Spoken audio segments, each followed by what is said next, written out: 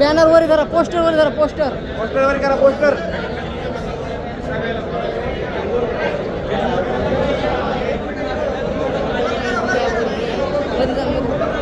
मध्ये आलेले आहात. अनेक मागण्या देखील आपल्या आहेत. काय मागण्या आहेत काय सांगा? गेल्या 5 महिन्यापासून आम्ही जे प्रशिक्षणार्थी म्हणून लागलेलो आहोत.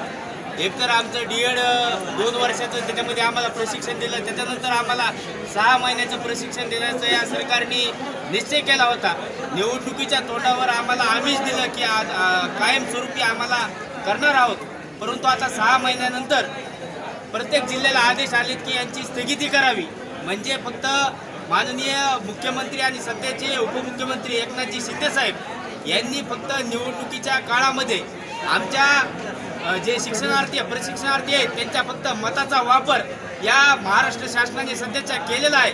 म्हणून आमची अशी सर्वांची मागणी आहे की महाराष्ट्रामध्ये जेवढे प्रशिक्षणार्थी आहेत त्या सगळ्यांना 1 वर्षाचा कालावधी वाढवण्यात यावा व त्यांचा मानधन हे 25,000 रुपये करण्यात यावे अशी मागणी घेऊन आज आम्ही बीड जिल्हा परिषद या कार्यालयावर मोर्चा काढलेला आहे. नाव सांगा. माझं नाव अमोल शेरकर. मी सुद्धा एक प्रशिक्षणार्थी आहे आणि या माझ्या शुक्लतीर्थ लिंबगाव तालुका माजलगाव या गावामध्ये शिक्षण. जर हे मागणी पूर्ण नाही केली तर पुढचं पाऊल काय राहील? पुढचं पाऊल असं राहील की आज बीड जिल्ह्यामध्ये हा मोर्चा निघालाय. बीड जिल्ह्यातल्या प्रत्येक तालुक्यातले प्रशिक्षणार्थी आज बीड इथे जमा झालेले आहेत. जर ही मागणी आमची पूर्ण झाली नाही तर संबंध महाराष्ट्रामध्ये मोर्चे निघतील आणि शेवटचा मोर्चा हा मुंबईमध्ये विधान भवनावर असेल, तोही लाखोच्या संख्येने. आम्ही कोण अगोदर मी अखंड महाराष्ट्राला सांगू इच्छितो. आम्ही कोण? आम्ही 2024च्या विधानसभेच्या निवडणुकीच्या अगोदर महाराष्ट्राचे लाडके मुख्यमंत्री आदरणीय एकनाथभाई शिंदे यांनी ज्यांचा लाडका भाऊ म्हणून उल्लेख केला ते लाडके भाऊ म्हणजे आम्ही आहोत. आम्ही या ठिकाणी आलो आहोत ते आमचा हक्क मागण्यासाठी आणि त्यांनी आम्हाला लाडका भाऊ आमचा उल्लेख केला, आम्हाला नोकरीही दिली.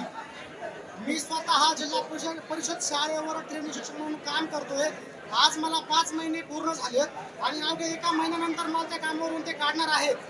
फार त्या कामावरून मी जाऊ शकतो, पण त्या शाळेतील त्या विद्यार्थ्यांसोबत माझे नातं जुळलंय ते विद्यार्थी मला सोडायला तयार नाहीत. ही बातमी चुकून कुठल्या तरी पालकांनी त्या विद्यार्थ्यांच्या कानापर्यंत घातली की तुमचे मिसाळ तुमच्या शाळेवरून 1 महिन्यानंतर चाललेत. अक्षरशः ते विद्यार्थी माझ्या साईडला उभा राहिले आणि ओक्साबुक शिरडले. हो सर, अहो ह्या महाराष्ट्र पाहतोय. ते विद्यार्थी बोलले, सर तुम्ही असं अजिबात होऊ देऊ नका, आम्ही शासनापर्यंत जाऊ. ते विद्यार्थी मला बोलतात माझी शाळा. मागणी काय करणार आहे? माझी अगदी मुख्य मागणी ही आहे की माझा कालावधी मला वाढून द्या. माझं पेमेंटला 2 दिवस लेट होऊ द्यावं. आम्ही कष्टाची भाकरी खाऊन जगू.